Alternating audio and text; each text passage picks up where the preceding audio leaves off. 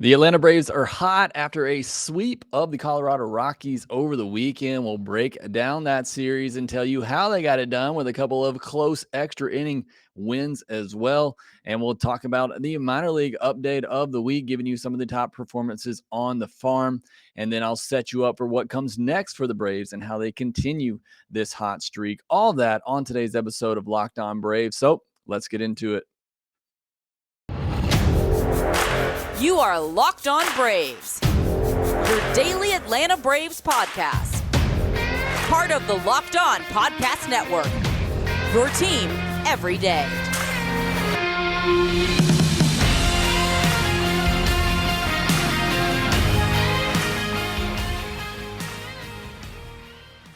Hey, and welcome back to Locked On Braves, part of Locked On Sports Atlanta, where we cover your favorite Atlanta sports teams each and every day.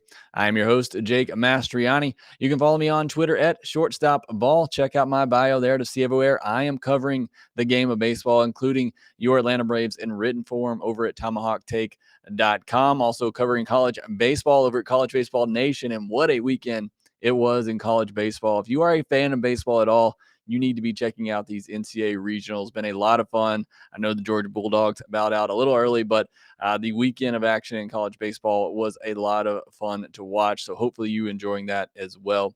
And make sure you follow the podcast on Twitter at LockedOn_Braves. Make sure that you subscribe to the Locked On Braves podcast wherever you get your podcast. Subscribe to us on YouTube as well. And if you could, please hit that notifications bell and put a like on this video. It does help out the show a ton. I really do appreciate all of your support. And thanks for making Locked On Braves your first listen each and every day. We post episodes daily, 5 days a week, Monday through Friday, and are free and available on all platforms. And before we get into this episode, I want to remind you that it is brought to you by BetOnline. BetOnline has you covered this season with more props, odds, and lines than ever before. BetOnline, where the game starts. The Atlanta Braves started not looking too good on the road trip after a couple of tough losses in Arizona, but they picked it up, salvaged the game to end that series, and then now have won 5 in a row after getting a 4-game sweep over the Rockies in Colorado. It was their first ever 4-game sweep in Colorado, and they finished with a 5-2 road trip. They got to 500 with the win on Saturday, got over 500 with the win on Sunday. The first time they've been over 500 since they were 2-1 after 3 games into the season, when they were 2-1 after a couple of wins against the Reds. So it's a great feeling. It's much like last year. Obviously, honestly, they've done it sooner than they did last year, and so hopefully they're able to get on a roll. Still 12 games left against teams over 500. They're in this 29-game stretch against teams below 500. We're going to talk about that a little bit more later in the third segment, but starting to take advantage against some of these teams, something they weren't doing to begin the season. So great to see. 5-2 road trip, 5-game win streak, a 4-game sweep. Love to see it. Certainly excited about that from the Atlanta Braves. So let's break down quickly, just highlight some of these games, or each of these games. And obviously we talked about the Friday one on the postcast. Hopefully you listened to that if you have not already. But on Friday, both teams went scoreless through 9 innings. Only the second time in the history of that ballpark that it's happened that 2 teams went into extra innings scoreless. Max Fried was brilliant in this game. I talked about how he kind of been struggling his last 4 starts. Not necessarily struggling, but maybe by his standards, struggling a little bit. Seems like he was fighting his command at times. That was not the case on Friday night. 8 innings, 2 hits, 1 walk. That 1 walk came in the 8th inning. So, can understand that maybe tiring a little bit. Obviously, no earned runs, just 4 strikeouts, but he was getting a ton of weak contact, an average exit velocity against of just 81.7 miles per hour. It, in my opinion, was the best start of the season so far for Max Fried, especially pitching in that ballpark. So great stuff from Max Fried. And when he pitches like that, which, he pitches great a lot, but when he is that dominant, you cannot lose that start. You cannot lose a game when Max Fried pitches like he did on Friday. Braves almost did, but thankfully they did not. Got the 3-1 victory, went to extra innings. They got the ghost runner in, got some help from the Rockies pitching, some Some walked batters, some wild pitches, scored the first run, but then Matt Olson, they walk Austin Riley to load the bases with 2 outs for Matt Olson. Earlier in the game, he had taken a pitch opposite field, a line drive right to the left fielder. He does it again, this time up an 0-2 count and laces it down the left field line for 2 RBI. And honestly, it was just massive. Obviously, the Rockies would score in the bottom of the 10th, so you know how big it is to not only get that ghost runner in extra innings, which the Braves have struggled at times, why they're so bad with the Manfred rule in these new extra innings formats. But you got to get more than just that ghost runner in. The Braves were able to do that with that big hit by Matt Olson. After having 9 hits with runners in scoring position on Thursday and that uh, offensive outburst by the Braves, they were just 1 for 7 on Friday with runners in scoring position. And that one hit obviously being from Matt Olson in the 10th inning there. On Saturday, again, not much offense, and 2 teams went 1-1 in the extras. Only the 6th time that has happened in the history of that ballpark, and now 2 of them were in this series. So just crazy turn of events, especially you look at the games in Colorado before that. Miami and Colorado had a slugfest doubleheader on that Wednesday. Braves put up a bunch of hits and runs on Thursday. Rockies scored 6 in that game as well, and then they go silent in the next 2 games. So baseball is definitely an interesting sport. But they go 1-1 into extras. Each team scored in the 10th inning. Again, getting that ghost runner in is not enough. You got to get more than that. Things looked bad for the Braves in the 11th inning. Looks like they weren't even going to get that one ghost runner in. But with 2 outs, Ozuna doubled, Contreras doubled, and then Adam Duvall with a big 2-run homer to put it out of reach. The Braves end up getting the 6-2 win in 11 innings. Back-to-back games, the Braves win in extra innings with the Manfred rule. That is certainly something to take notice of, and hopefully a trend that continues. In that game, Spencer Strider got the start. Battle with walks, and something I don't think I mentioned, but I meant to mention. You heard Peter Moylan talk a lot on the broadcast about how the ball's just handled differently and moved differently in Colorado, and I thought maybe that could have an effect on some of Spencer Strider's pitches, just his first time being there, not really knowing what effect that would have on his pitcher. So maybe that had something to do with the lack of command in that game. But he walked 5 batters, only lasted 4 innings.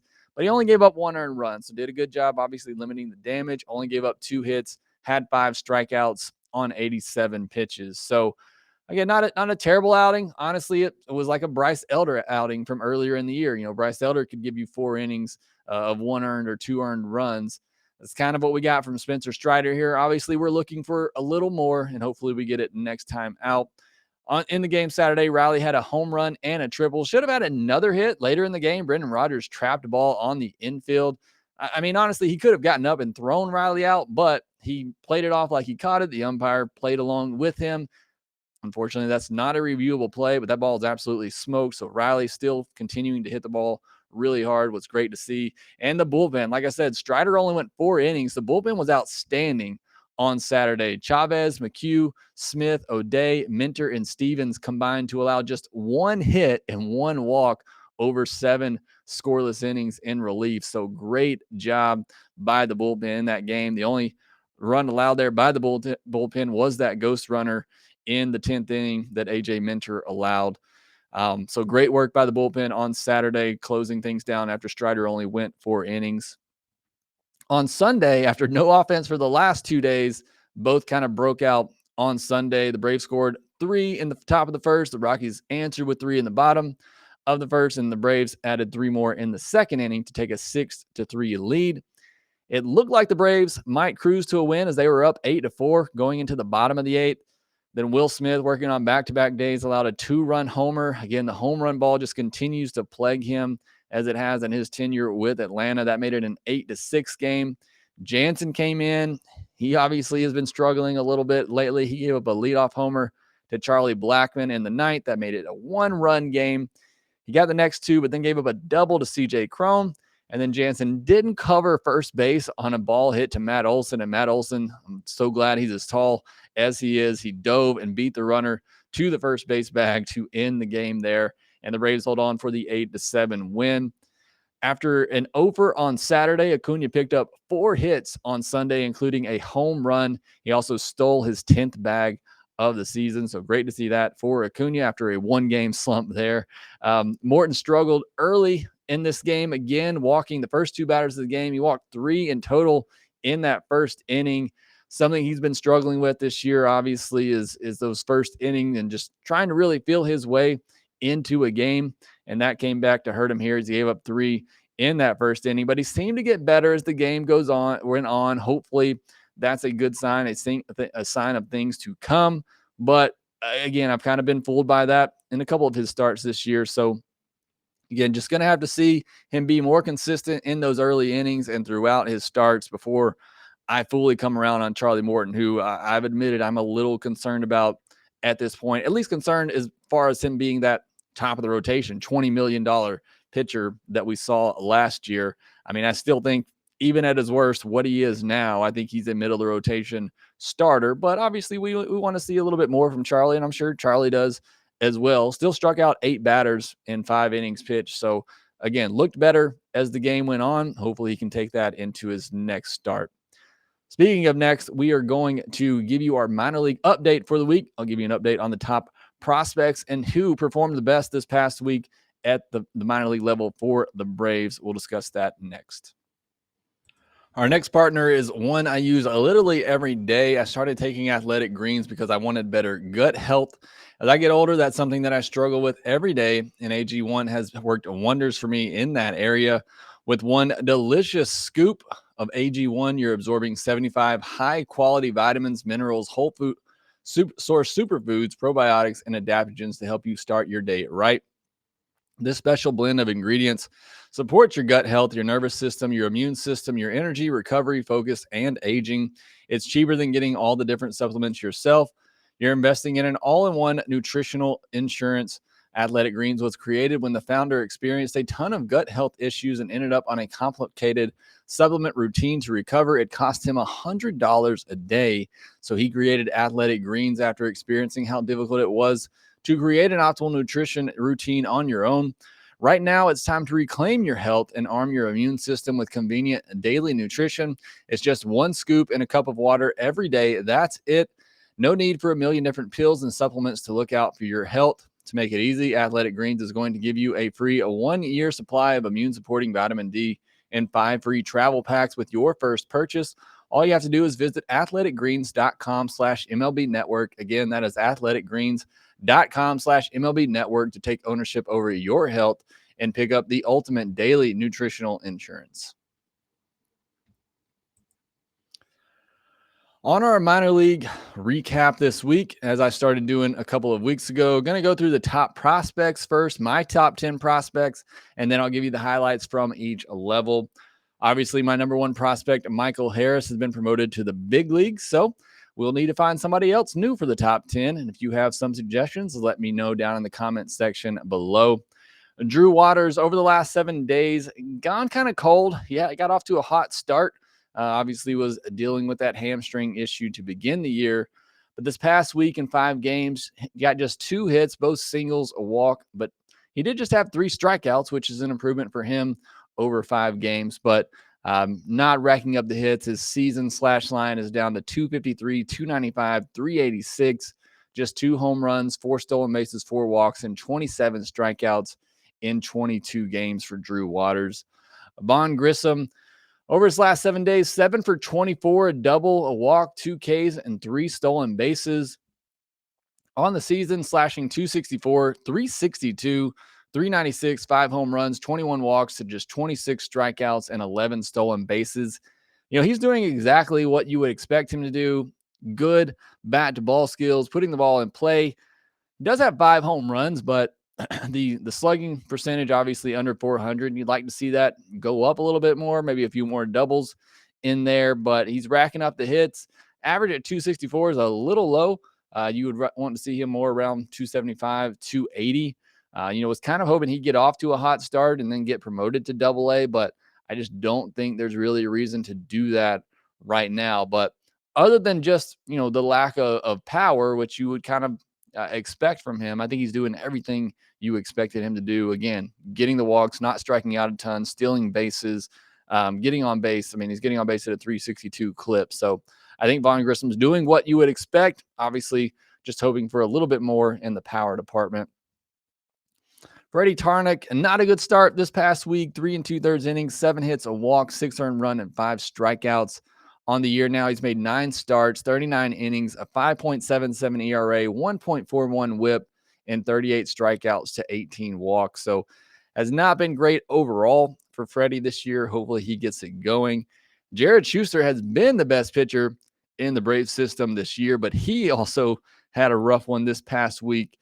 Just 2 2/3 innings, 4 hits, 3 walks, 6 earned, 6 strikeouts. By far his worst performance of the year. Still, overall, good numbers through 10 starts, 50 2/3 innings, a 3.02 ERA, 0.97 WHIP, 57 strikeouts to just 14 walks. So still good stuff overall for Jared Schuster. Kyle Muller had a really good start this past week at Gwinnett. 7 innings, just 4 hits and a walk, 1 earned run, and 8 strikeouts. In 9 starts this year, 49 1/3 innings, 3.47 ERA, 1.24 WHIP, 64 strikeouts in those 49 1/3 innings, and 18 walks. So he's been really solid. Wouldn't be surprised if he gets another opportunity in the rotation at some point this year. Bryce Elder, his final line is not going to look as good as he actually pitched this past week. His final line reads 6 2/3, 6 hits, 3 walks, 5 earned, 2 strikeouts. I don't like the 3 walks, obviously, but he was cruising through 6 innings, and he got the first 2 batters out in the 7th, and then it went double, single, hit batter, and double, which led to 4 more runs, which again made his final line look a lot worse than he actually was in that outing.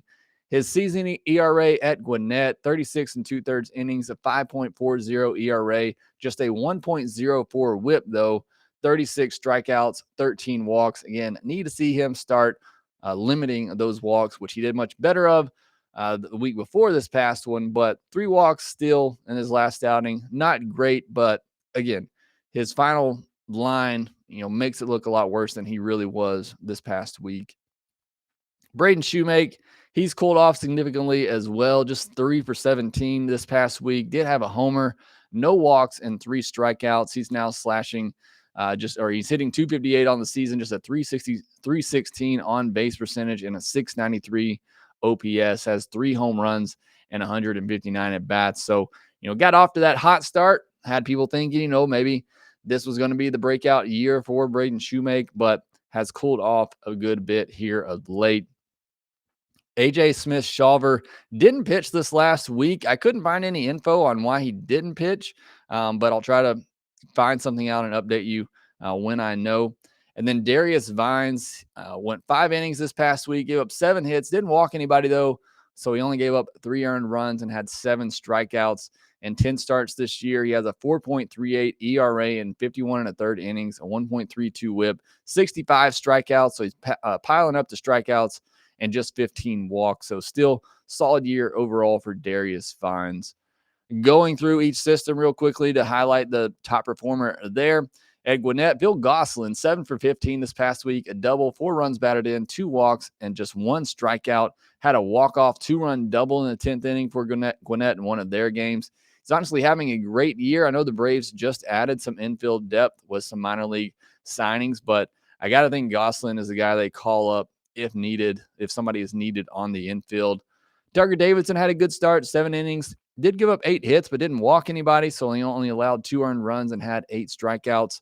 Huascar Ynoa did walk some batters. He walked 4, but only allowed 2 hits and 1 earned run and struck out 7.